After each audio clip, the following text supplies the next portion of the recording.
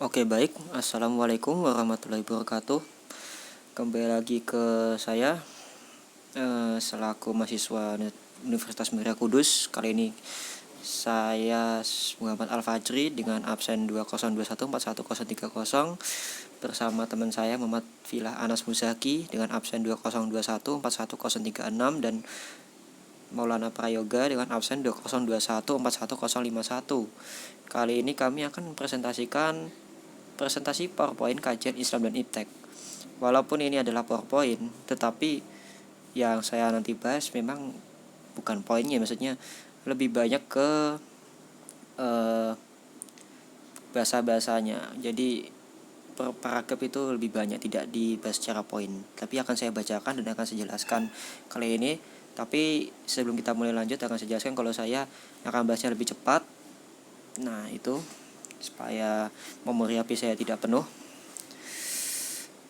Jadi ini hanya seadanya saja, mohon maaf. Oke. Kita ke slide selanjutnya.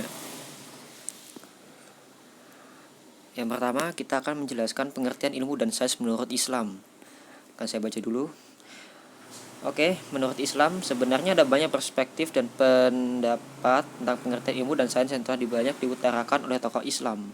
Contoh yang dapat diambil yakni dari Muhammad ibn Salih al-Utsaimin dalam Al-Usul min Usul al-Fiqh yang mendefinisikan bahwa ilmu yakni mengetahui sesuatu yang sesuai dan apa adanya dengan pasti.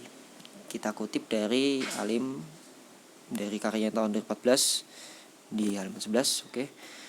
Ada kutipannya. Dan sedangkan menurut bahasa Arab kata ilmu yakni adalah alima, ya'lamu ilman, yang berarti mengerti dan betul-betul memahami. Jadi bahasa Indonesia seperti ilmu itu diambil dari kata Arab alima, ya, ya'lamu ilman. Itu ini ada bahasa Indonesia, ini ilmu adalah bahasa serapan dari Arab ya, jika boleh tahu. Dan jadi ilmu adalah kumpulan pengetahuan yang sistematis sebagai hasil aktivitas penelaahan manusia dengan menggunakan metode yang teruji dan sistematis. Ingat, jadi menggunakan metode yang teruji dan sistematis dengan aktivitas penelaahan manusia, berbagai aktivitas itu kita sebut adalah ilmu, sehingga dapat dipahami secara rasional empiris. Jadi secara pemikiran nalaran yang masuk akal, rasional empiris atau kausalitas. Itu untuk yang sebab akibat. Ini telah disebut ilmu, tanpa subjektif atau tanpa perasaan, tanpa pendapat dan lain sebagainya, sesuai objektif, sesuai fakta, kenyataan, dan juga dengan yang masuk akal. Itu yang kita artikan substansi dari ilmu itu. Oke, selanjutnya adalah hubungan antara Islam dan Iptek sepanjang sejarah peradaban Islam. Jadi saya akan baca saja, tidak berlama-lama. Hubungan antara agama Islam dan Iptek selama ini berkembang secara kontradiktif, yang dimana pada masa awal Islam muncul dan berkembang kebutuhan akan arah kiblat dan anjuran dari Al-Quran yang disampaikan kepada para pembacanya untuk mewajibkannya mencari ilmu, menjadikan para pembacanya memaknai dan mengapresiasi Al-Quran dengan mencari tahu tentang apa saja yang ada di dunia. Secara singkat, hubungan antara Islam dan Iptek dapat kita lihat sebagai di antaranya. Lah, ini adalah poin-poinnya, 3 poin. Yang pertama adalah kemurnian dan keteguhan dalam mengimani, memahami, dan mengamalkan ajaran Islam. Jadi dengan hubungan Islam dan Iptek itu akan memunculkan sebuah keteguhan dalam mengimani, memahami, dan mengamalkan ajaran Islam itu seperti apa di kehidupan nyata. Dan yang kedua adalah dengan memotivasi agama Islam yang mendukung dan mewajibkan umatnya untuk mencari ilmu. Nah, di agama Islam itu khususnya dalam beberapa ajaran dari hadis, Al-Quran itu memotivasi umatnya untuk mencari tahu apa yang di luar sana dengan pengamatan-pengamatan yang masuk akal. Itu di banyak hadis-hadis dan juga ayat-ayat di Al-Quran itu mengajarkan seperti demikian dan mewajibkan umatnya untuk mencari ilmu. Jadi kalau tidak wajib itu akan berdosa ya, seperti itu. Serta yang terakhir adalah apresiasi masyarakat Islam pada masa awal perkembangan Islam. Nah, ini adalah salah satu berapa hubungannya ya yang kita lihat. Apresiasi masyarakat Islam pada masa awal perkembangan Islam itu menurut saya itu karena kebutuhan untuk maju dari umat Islam itu yang dulunya adalah suku-suku, berbagai suku bersatu menjadi sebuah budaya, sebuah bangsa, dan menyebar ke mana-mana di sekitar seluruh sebagian dunia lah pada saat itu, di Asia Tengah, di Asia Barat, Afrika Utara pada saat itu, menyatukan umat lewat sains seperti itu. Oke, selanjutnya faktor penyebab yang mendorong kemajuan iptek pada masyarakat muslim pada masa awal peradaban Islam. Nah, ada berbagai faktor penyebab yang mendorong kemajuan iptek atau ilmu pengetahuan teknologi, ini adalah singkatannya ya, pada masyarakat muslim di awal masa peradaban Islam.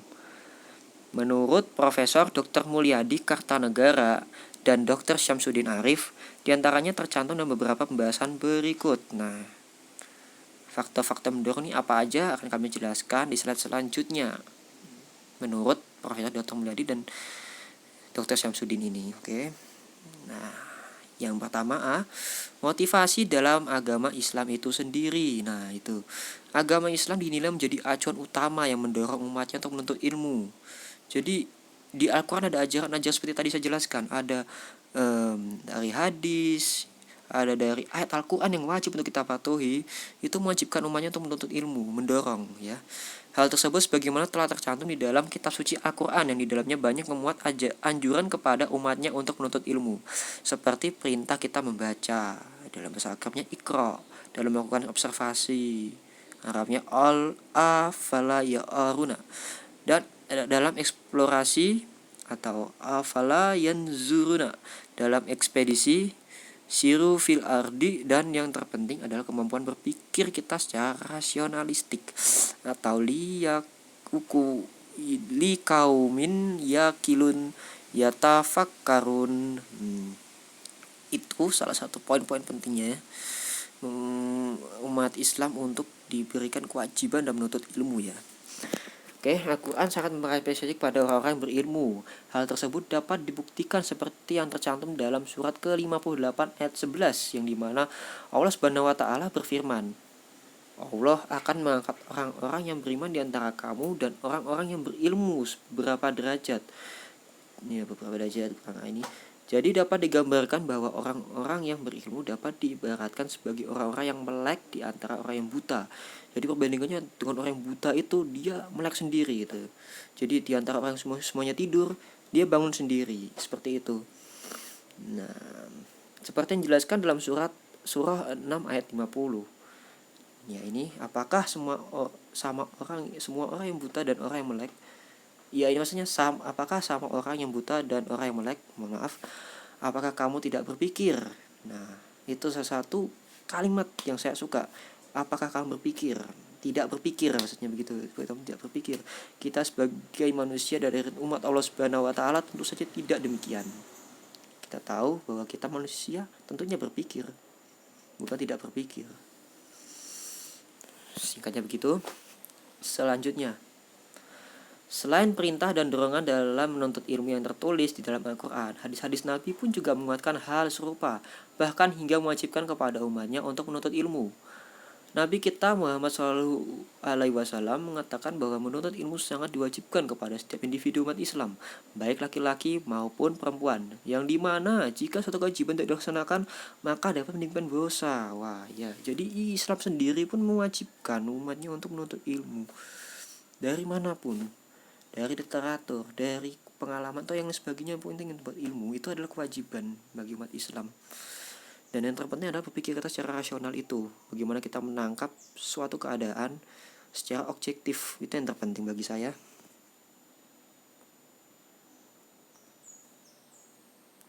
Oh, tadi kita balik.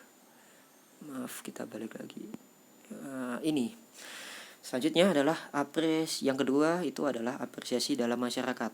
Nah, setelah dorongan dan motivasi yang kuat baik dari Al-Quran dan hadis Nabi untuk meminta umatnya yang wajib menuntut ilmu, kewajiban yang diemban oleh seluruh umat selanjutnya berkembang menjadi tradisi ilmiah yang telah diapresiasi oleh masyarakat Islam, yang pada masa tersebut telah menjadi masyarakat yang heterogen atau bermacam-macam latar etnis yang berbeda-beda, seperti Arab, Berber, Persia, Koptik, Turki, dan lain-lain, namun telah disatukan kuat oleh tali akidah Islam. Jadi motivasi itu kemudian berkembang dan menyebar ke seluruh taklukannya Islam dulu, seperti tadi Arab, Berber, Persia, Koptik, Turki dan yang lain-lain, bahkan mungkin Indonesia dulu. Nah itu menjadikan tradisi ilmiah tuh semakin menjaring gitu. Jadi misalnya dari Persia mempunyai pengetahuan apa dapat disalurkan ke dunia Islam lain seperti Arab atau Afrika Utara. Memang pernah saya baca dulu bahwa ada beberapa kendala seperti misalnya di Afrika Utara ini memiliki pengetahuan di sini, tapi di daerah Asia Tengah mungkin tidak memiliki atau gimana gitu. Jadi ada masalah terhadap kayak seperti mobilisasi atau perpindahan ide-ide, misalnya dari daerah barat ke timur seperti daerah Afrika Utara ke Asia Tengah yang jauh harus melewati Arab. Terkadang itu mereka menciptakan tradisi-tradisi yang unik kalau kita ingin tahu dari situ. Nah, ilmuwan-ilmuwan atau sering disebut juga ulama sangat dihargai dan diapresiasi oleh seluruh lapisan masyarakat, baik dari kalangan bawah hingga kalangan atas. Wah, jadi dulu tuh ilmuwan itu sangat dihargai bahkan dari semua kalangan. Kalangan atas pun sangat menghargai dan kalangan bawah sekalipun sangat menghargai. Ingat, Islam sebenarnya tidak memiliki lapisan. Memang tidak seketat seperti beberapa lapisan seperti mohon maaf Hindu atau lain sebagainya, sebagian kasta. Jadi Islam itu berkehidupan bahwa manusia itu semua di bawah kuasa Allah, dan setinggi-tinggi lapisan itu tidak diukur dari materi tapi dari iman. Jadi perlu diingat seperti itu ya. Nah, kehadiran seorang ilmuwan atau ulama selalu diapresiasi oleh masyarakat dengan cara mendengarkan pidato-pidatonya. Salah satu contoh yakni yang terjadi saat Al-Fakhr Al-Din Al-Razi, seorang teolog atau filsuf terbesar kedua setelah Al-Ghazali, yang mendapatkan gelar Syekh al-Islam saat kedatangannya di Herat. Herat itu kalau tidak salah di Irak atau Persia ya, saya lupa juga. Dan seluruh penduduk kota tersebut merayakan kedatangannya seolah seperti menyebut hari raya. Jadi penghargaannya terhadap ilmu pengetahuan sangat tinggi sekali. Bahkan yang filsuf terbesar seperti Al-Ghazali pun yang mendapatkan gelar Syekh al-Islam tuh sampai disambut sebegitu gemilangnya. Memang penghargaan mereka terhadap sains luar biasa. Ini patut dicontoh bagi umat Islam sekarang ya, tentunya khususnya seperti itu. Tidak berlama-lama lagi, kita langsung ke contoh apresiasi lainnya yang mampu membuktikan bahwa masyarakat Islam benar-benar serius dalam mengapresiasi ilmu pengetahuan. Ada beberapa bukti, yakni adalah Raja Ja'far yang ketika kala itu berusia 17 tahun, namun berpengetahuan sangat luas, arif bijaksana, sehingga Abu Dulaf Misar al-Qajraj menggambarkannya sebagai seorang filsuf agung, atau dengan sebutannya itu Rajul Failasuf Samih Karim. Selain itu, apresiasi penguasa terhadap ilmu dapat dilihat dari karya-karya ilmiah Islam yang terkemuka. Banyak sekali karya ilmiah Islam yang terkemuka itu sangat berpengaruh terhadap budaya Barat, dan khususnya seperti itu pada saat sebelum Renaissance tentunya ya, masa-masa di Eropa itu. Misalnya Al-Aziz, iya, 975 sampai 996 membeli karya buku sejarah At-Tabari dengan harga 100 dinar. Meskipun karya tersebut saat itu telah ada lebih dari 20 salinan buku, dan juga perlu diingat bahwa salinan buku itu ada salah satu yang ditulis dengan tanda tangannya dia sendiri. Tanda tangan At-Tabari itu sendiri. Itu yang dibeli oleh Al-Aziz. Selanjutnya, oke. Nah, dukungan dari penguasa, ini yang ketiga ya. Jadi mengapa kok seperti berkembang itu Islam? Ipteknya itu karena ada dukungan dari penguasa. Oke. Dukungan dari penguasa rupanya berpengaruh signifikan terhadap laju perkembangan iptek atau ilmu pengetahuan teknologi masyarakat Islam pada masa peradaban Islam. Dukungan dari penguasa, atau kita sebut juga dengan patronase, sinonimnya begitu, dapat dikategorikan ke dalam beberapa bentuk. Yang diantaranya yakni yang pertama, undangan para penguasa kepada para ilmuwan untuk tinggal di istana. Jadi enak sekali. Jadi para penguasa yang menyukai iptek itu, mereka memanggil para ilmuwan itu tidak hanya untuk dana saja, tapi sampai tinggal di istana pun juga mereka dibawa ke sana untuk diberikan ya ini tunjangan-tunjangan yang lebih baik dan lebih layak lah, seperti itu. Dan yang kedua, pembangunan berbagai sarana penunjang pendidikan seperti perpustakaan, rumah sakit, akademi, madrasah, atau kita sebut juga sekolah, hingga observatorium. Jadi dana-dana itu tuh dikucurkan untuk ilmu pengetahuan, untuk berkembang menjadi lebih baik, seperti itu. Kita bisa belajar dari sini ya. khususnya untuk anak ekonomi atau bagaimanapun untuk pemerintah sekarang mengucurkan PDB untuk penelitian seperti itu ya, kita bisa ambil hikmahnya. Dan yang ketiga adalah penyelenggaraan seminar baik dari penguasa atau sarjana. Oh, jadi seminar-seminar itu seperti pembelajaran kepada khalayak atau sarjana-sarjana ke yang lain itu untuk diaplikasikan kepada masyarakat itu ya mendapatkan dukungan finansial dan melakukan riset iptek. Jadi yang tadi yang seminar itu penyelenggaraan seminar itu didukung oleh penguasa dan juga sarjana yang sangat berpendidikan, kompeten maksudnya begitu ya. Mohon maaf tadi saya terpotong. Oke, selanjutnya adalah dukungan finansial dalam melakukan riset iptek. Dukungan finansial yakni adalah dukungan dalam keuangan oleh pemerintah kala itu kepada para sarjana-sarjana, akademisi hingga ilmuwan Islam.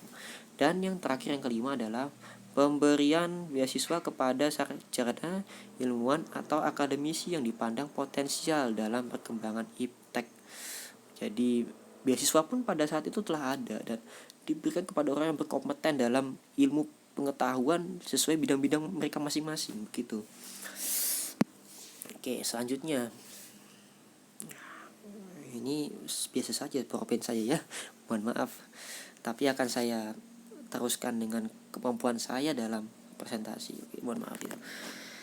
Oke, yang terakhir adalah kemurnian dan keteguhan dalam mengimani, memahami serta mengamalkan ajaran Islam. Sebenarnya ini adalah salah satu faktor internal. Ya mungkin jika di sejarah kita tidak tahu, saya terbukti atau tidak secara sejarah itu untuk faktor begini itu sulit untuk diteliti karena keteguhan memahami dan mengamalkan tuh sepertinya hanya melakukan penggambaran dari para biografi atau orang terdekatnya seperti itu. Mungkin seperti Muhammad, tingkah perilakunya dalam menyepakati seperti itulah salah satu caranya ya dalam metodologi sejarah ini. Tapi termasuk di sini adalah salah satu faktor yang mempengaruhi bagaimana pada saat itu masa kemasan Islam itu bisa meningkat dan berkembang gitu. Oke, akan saya jelaskan di sini adalah faktor ini merupakan beberapa faktor internal ya, seperti saya jelaskan tadi, yang turut serta dalam mempengaruhi individu muslim untuk mengamalkan ajaran Islam. Salah satunya dengan memenuhi kewajibannya dalam mencari ilmu. Nah, kewajibannya itu menjadi sebuah diteruskan tuh menjadi sebuah sebuah budaya begitu, budaya yang literatif yang dimana para muslim itu menciptakan perpustakaan, observatorium hingga yang lain sebagainya. Pokoknya seperti itu. Dan sebagaimana yang tertuang dalam Al-Quran dan hadis, kewajiban yang wajib ditaati oleh umat muslim tersebut pada gilirannya akan menciptakan pribadi yang rasional, bijak, dan tentunya beriman dan berakhlak yang baik lah. Itu pada gilirannya akan membuat umatnya yang menjalani dengan patuh itu seperti itu, rasional, bijak, dan tentunya beriman. Nah, kita tahu paduan dari 3 sifat seperti itu orangnya tetap akan cintai oleh Allah Subhanahu wa taala. Nah, sehingga mampu mengatasi masalah modern yang tengah dihadapi umat muslim serta dapat membangun kembali masyarakat madani yang modern dan islami. Ini salah satu harapan kita ya. Semoga kita belajar dari sejarah Islam dan ilmu pengetahuan teknologi, kita bisa belajar dari mereka bagaimana mereka mengamalkan ajaran Islam itu dari kewajiban untuk mencari ilmu sehingga mereka bisa menjadi apa yang tidak mereka mau, tapi mereka tuh benar-benar melaksanakan perintah Allah dengan baik seperti itu.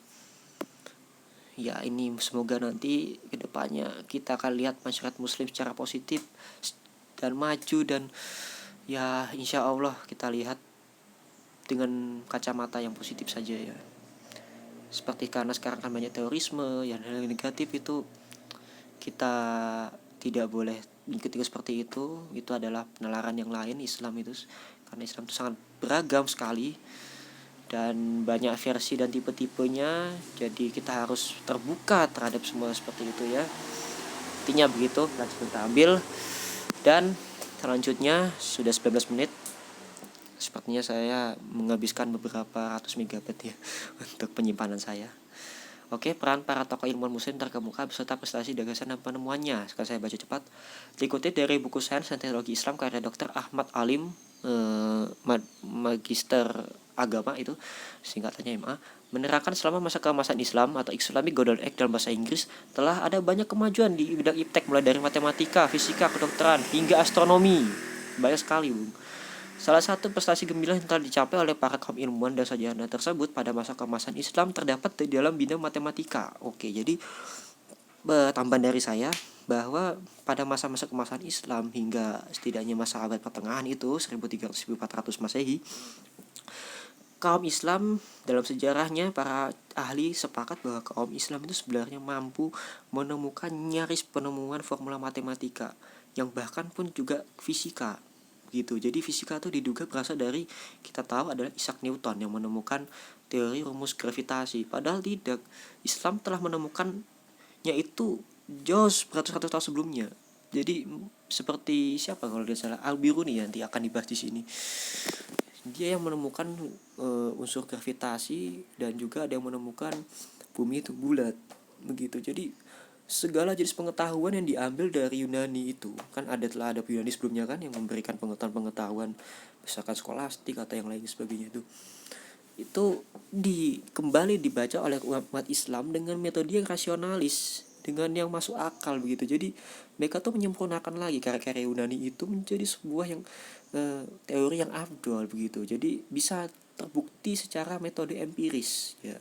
Kita banyak membaca bahwa metode empiris berasal dari Roger Bacon, seorang dia adalah pendeta atau apa tidak salah ya, pokoknya biarawan lah seperti itu, orang gereja, dan menemukan metode empiris. Tetapi jika kita lihat sejarahnya, orang-orang Islam bahkan mungkin Hindu yang sebelumnya itu telah menemukan metode empiris dan rasionalistik. Nah, ya tetapi untuk pengaruhnya memang kita lihat karena beberapa, kita tahu sendiri sejarah ditulis oleh pemenang. Jadi perlu harus ada kajian sejarahnya lagi dan kesepakatan para ahli-ahli itu seperti apa. Itu ini masih dikaji ya sebenarnya, cuman kita telah tahu secara umum bahwa orang Islam itu juga menemukan metode ilmiah yang pertama sebelum Roger Bacon, dan juga mereka telah menemukan fisika sebelum Isaac Newton. Itu ya. Kita lihat ini, satu gemilang matematika, kaum muslim mencatat prestasinya yakni dengan penemuan angka 0 oleh Al-Khawarizmi yang disebutnya sebagai sifr. Angka 0 tersebut suatu hari nanti akan mempengaruhi perkembangan teknologi komputer. Oh, jadi juga ada teknologi komputer yang dipengaruhi oleh Al-Khawarizmi ini. Al-Khawarizmi juga membuat gebrakan besar di dalam bidang matematika lewat karya utamanya yakni Al-Jabar yang diambil dari buku Al-Jabr wal Mukabalah. Nama Al-Khawarizmi juga diabadikan ke dalam nama logaritma yang diambil dari kata Inggris algorithm yang merupakan transliterasi nama penemunya yakni Al-Khawarizmi.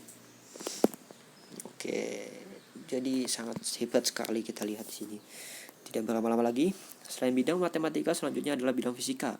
Pada masa keemasan Islam terdapat dua tokoh paling menonjol dalam kaitannya dengan bidang fisika, yakni Al-Biruni yang wafat tahun 1038 Masehi dan Ibn Aitam yang wafat pada tahun 1041 Masehi. Al-Biruni lah yang dikenal sebagai orang pertama yang menemukan hukum gravitasi, mendahului Newton. Nah, ini sih yang akan saya bahas di sini. Beratus-ratus tahun sebelumnya, menurut Al-Biruni, pusat gravitasi itu hanya satu, yakni berada di pusat bumi. Gagasan tersebut kontras dengan ide tokoh ilmuwan terkenal asal Yunani, Aristoteles, yang menyatakan bahwa gravitasi bumi bersifat ganda, yakni inti bumi untuk unsur tanah dan air, serta langit untuk unsur udara dan air. Oh, ada air juga di dua-duanya. Al-Biruni berpendapat bahwa beberapa benda yang melayang dan juga tenggelam disebabkan oleh perbedaan berat jenis pada objek itu sendiri. Al-Biruni juga berhasil menghitung keliling bumi secara akurat dan sistematis menggunakan rumus-rumus trigonometri. Ini ya saya lupa namanya apa itu, trigonometri yang membahas rumus-rumus keliling bumi ya, bisa dihitung dengan trigonometri. Segitiga atau bagaimana? Saya lupa itu. Silakan jika ada yang tahu mungkin bisa bertanya atau melampirkan pertanyaan di kolom komentar ya. Ini kan akan saya upload di YouTube dan saya akan kumpulkan ke dosen saya, Pak Sa'aduddin Asik. Emang sedikit lama juga membuatnya, mohon maaf. Oke, selanjutnya Sementara pencerahan lain di bidang fisika oleh ilmuwan Islam selanjutnya adalah Ibn Haytham, atau jika diibarat dikenal dengan nama Al-Hazan, dari kata Al-Hasan, nama depannya. Beliau menulis sebuah karya besar di dalam bidang optik. Oke. Optik termasuk rumpun studi fisika, yaitu Al-Manazir, yang menerangkan bahwa seseorang dapat melihat disebabkan oleh adanya objek yang memantulkan cahaya kepada kornea mata. Jadi teori ini dulu termasuk teori yang didebatkan ya, optik itu. Tapi setelah Al-Hazan menerbitkan teorinya secara empiris dan rasional, terbukti bahwa kita bisa melihat karena adanya objek memantulkan cahaya itu kepada kornea mata kita. Gagasan tersebut rupanya mampu menjawab teka-teki tentang teori penglihatan yang masih diperdebatkan pada masa itu, sekaligus membuat para ilmuwan barat terpengaruh oleh teori yang didasarkan oleh fakta ilmiah tersebut. Ibn Haytham juga meneliti spektrum cahaya dan pelangi melalui teori refleksi dan refraksi. Jadi beda, refleksi dan refraksi. Maaf, saya belum bisa menjelaskan apa itu artinya teorinya itu, tapi karena saya tidak lama-lama jadi saya langsung baca saja. Ibn Haytham juga yang pertama kali menciptakan beragam alat optik seperti lensa kacamata, gelas cembung, gelas cekung, gelas parabolik, teleskop, hingga kamera obskura. Jadi ini adalah kamera pertama yang pernah saya baca dulu tuh. Konsepnya tuh menjadi acuan untuk kamera-kamera perkembangan selanjutnya, modern gitu ya, yang menjadi penemu sekaligus konsep awal dari sistem kamera masa kini. Tetap jelas sekali. Selanjutnya ini PowerPoint, tapi sebenarnya saya tidak menjelaskan secara poin-poinnya, saya baca, tetapi saya akan jelaskan ini, saya akan anggap sebagai poin-poinnya saja. Satu paragraf saya anggap poin, paragraf selanjutnya saya akan anggap poin, dan poin-poin itu akan saya jelaskan setahu saya begitu. Jadi mohon maaf jika agak lama ya, hampir 30 menit waktunya, masih 25 menit. Untuk bidang kedokteran, umat Islam memiliki salah satu ilmuwan yang cukup berpengaruh, yakni Ibnu Sina, atau dijuluki Avicenna di Barat atau di Eropa, yang terkenal akan karya medisnya, yakni Al-Qanun fi at-Tibb, atau bahasa Inggris Canon, yang menjadi acuan penting selama 600 hingga 700 tahun oleh universitas-universitas ternama dan terkenal di Eropa, seperti Oxford. Ya, kita tahu Oxford itu adalah universitas terbaik mungkin di seluruh dunia ya, karena telah melahirkan para pemikir-pemikir dan penemu-penemu ilmuwan dunia yang berpengaruh di dunia. Di Paris, di Prancis itu, dan di Budapest. Tebak Budapest di negara mana? Ya. Dan untuk bidang astronomi, terlihat bahwa masa keemasan Islam telah banyak melahirkan para astronom besar seperti Al-Batani, Al-Farghani, Al-Biruni, dan lain-lain. Ciri khas dari astronomi Islam yakni kecenderungannya untuk menolak gagasan Ptolemeus yang mendukung teori geosentris atau bumi sebagai pusat tata surya. Jadi sebelum keislaman itu ada sebuah teori yang berkembang populer khususnya di Eropa dan di Asia Barat, yang mungkin adalah teori Ptolemeus yang menyatakan bahwa bumi itu adalah sebagai pusat tata surya dan matahari itu mengitari bumi, dan planet-planet lain pun juga mengitari bumi begitu. Tetapi perlu diingat bahwa dari sebelum Islam pun juga ada gagasan bahwa bumi itu sebenarnya mengelilingi matahari. Setelah ada yang menyadari seperti itu, cuman mungkin karena berbagai faktor, mungkin sepertinya itu karena bumi dipandang sebagai tempat yang berkuasa karena manusia berasal dari situ, ya multifaktor lah. Jadi gagasan-gagasan tersebut tuh ditentang gitu, dilawan, atau mungkin tidak populer di masyarakat atau para sarjana sebelum keislaman pada masa itu ya. Tetapi semenjak ilmuwan Islam muncul, mereka sangat rasional dan mereka memberikan pandangan-pandangan itu bahwa bumi itu sebenarnya mengitari matahari begitu. Ya, jangan salah lama, hampir 30 menit. Selanjutnya kita sudah selesai. Saya kira masih ada lagi ya. Dan yang terakhir adalah simpulan. Nah, ini simpulan saya. Islam dan iptek pada masa abad pertengahan memanglah menakjubkan. Banyak ayat Al-Quran sendiri yang menyuruh umatnya untuk mencari ilmu setinggi-tingginya. Banyak ilmuwan-ilmuwan Islam yang bermunculan pada masa abad pertengahan, sehingga dapat disimpulkan bahwa Islam dan iptek terkait satu sama lain secara substantif. Jadi kalau kita belajar Islam itu dari sejarahnya, dari segi banyaknya itu, kita tahu bahwa sebenarnya Islam dan ilmu pengetahuan itu tidak bertentangan sama sekali. Bahkan mereka sangat mengisi satu sama lain. Bahkan untuk beberapa teori-teori terbaru Darwinian atau bagaimana itu memang akan menguji iman kita sepertinya ya, bahwa menyangkal bahwa manusia Nabi Adam tuh sebenarnya adalah mitos, atau mungkin akan lebih relevan bahwa manusia itu berasal dari monyet atau kera gitu, atau teori-teori lain seperti Big Bang, bahwa alam semesta itu tercipta dari sebuah ledakan besar gitu, dan alam semesta itu akan mengembang gitu, yang saya tahu gitu kan. Jadi kita tahu bahwa karena para pemikir Eropa yang menyatakan teori seperti itu telah berdampingan hidup dengan masa-masa atau bahasa Inggrisnya Age of Enlightenment atau masa pencerahan, mereka yang sangat tidak mengekang dari masa-masa kegerejaan itu. Jadi gereja itu sangat berpengaruh kuat terhadap para pemikir-pemikir, dan mereka melepaskan belenggu-belenggu dari gereja itu untuk memisahkan antara gereja dan negara, dan itu menjadi suatu hal yang menyebabkan mereka seperti ateis, agnostik, ya seperti itulah kita tahu. Jadi kita belajar dari sejarahnya itu untuk mengetahui seperti apa gitu.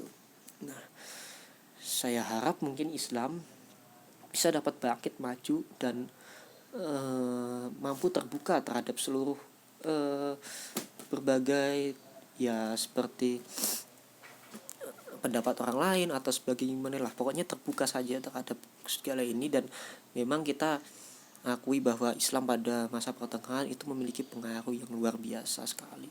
Pengaruh mereka itu menjadi titik kunci bagi orang Eropa bisa tumbuh berkembang menjadi bangsa yang kuat seperti sekarang ini. Tentu saja dengan bantuan dari umat Muslim. Walaupun memang sebelumnya masih ada Yunani, ada Romawi, bahkan India dan Cina pun juga ada.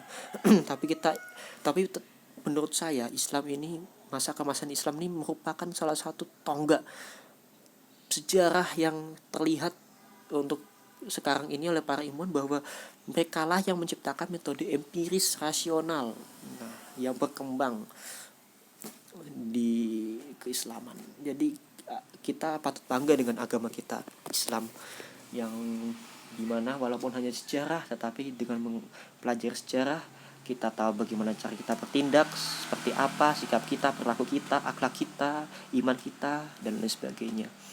Oke, ini simpulan saya. Maaf jika kata-kata saya sedikit berbelit-belit atau memang saya suka basa-basi, saya mohon maaf, karena ini demi memperkuat poin-poin saya saja ya, karena daripada kalian membaca, lebih baik saya menjelaskan dengan gaya saya sendiri. Oke, lebih baik kalian jangan baca ini ketika saya menerangkan. Mohon maaf saya mengatakannya belakangan karena kalian tidak akan konsentrasi ya. Saya membaca tetapi juga dengan menjelaskan, dan itu saya pun juga membaca salah satu kalimat mungkin misalnya di Islam dan Iptek ini hingga sampai di yang setinggi-tingginya ini kan. Nah, mencari ilmu setinggi-tingginya itu saya sampai di situ lalu saya jelaskan. Setelah itu saya baca lagi banyak ilmu Islam. Lalu itu lebih baik kalian lihat saja, kalian dengar saja, dan bacanya kalian tidak usah baca. Lebih baik seperti itu supaya tidak mengganggu konsentrasi kalian ya. Ya, saran saya kalau mendengarkan video seperti ini lebih baik kalian putar lebih cepat supaya menambah perkembangan otak kalian tuh menjadi lebih paham terhadap materi yang saya ajarkan ini. Oke. Tidak lupa akan saya cantumkan daftar pustaka. Nah, ini adalah pustaka. Saya ambil dari website. 2 dari website dan 2 dari literatur. Saya ambil dari website IDN Times, yakni dengan 7 ilmuwan muslim ini berhasil mengubah dunia. Ini saya ambil untuk sedikit saja sebenarnya sih pengaruh terhadap PPT saya, dan makalah saya juga itu pengaruhnya sedikit, tapi hanya untuk menambah di daftar pustaka. Yang kedua adalah Nandi 2021, tokoh ilmuwan Islam Muslim, diakses pada 20 Desember. Ini juga ya berpengaruh sedikit, hampir sama seperti tadi pertama, untuk tambah-tambahan saja. Dan yang ketiga adalah Alim Ahmad. Nah, ini adalah Ahmad Alim 2014, Sains dan Teknologi Islami, Bandung, PT Remaja Osakaria sebagai penerbit. Nah, inilah yang ketiga adalah salah satu sumber utama saya dalam membuat makalah dan juga membuat PPT ya, karena hubungannya adalah saya buat makalah lalu saya ambil itu untuk dijadikan PPT secara gitu. Dan yang terakhir adalah tim dosen pendidikan agama Islam Universitas Muria Kudus dengan judulnya Model Pembelajaran Pendidikan Agama Islam Universitas Muria Kudus Islam Perilaku, ya, seperti yang dijelaskan oleh Pak dosen saya, dosen pembimbing Pak Sa'aduddin Nasik, yaitu. Tapi saya mengambilnya dari sini sedikit, ya lebih sedikit lah daripada yang ketiga ini ya. Ahmad Halim ini hampir seluruh sumber itu mungkin 90% itu saya ambil dari situ, atau 80% saya ambil dari Ahmad Halim itu. Daftar pustaka ini saya cantumkan karena tradisi keilmiahan dalam menjelaskan dan buat makalah kan harus menjadikan daftar pustaka ya, khususnya buat kalian menonton presentasi saya akan saya jelaskan begitu kenapa demikian begitu. Oke. Nah, kita akhir ke sekian dan terima kasih. Mohon maaf bila ada tutur kata saya yang terlalu berbelit-belit seperti tadi saya jelaskan, yaitu saya minta maaf. Dan saya terima kasih kepada kalian yang menonton sampai selesai. Jika kalian memiliki pertanyaan, tanyakan saja di kolom komentar, tidak usah sungkan-sungkan atau ragu-ragu dalam bertanya. Jika ada pertanyaan, bertanya saja, tidak masalah. Kita berusaha untuk mengembangkan budaya intelektual, budaya literasi. Ingat, kita di Indonesia dan budaya literasi kita sangat rendah sekarang. Begitu ya.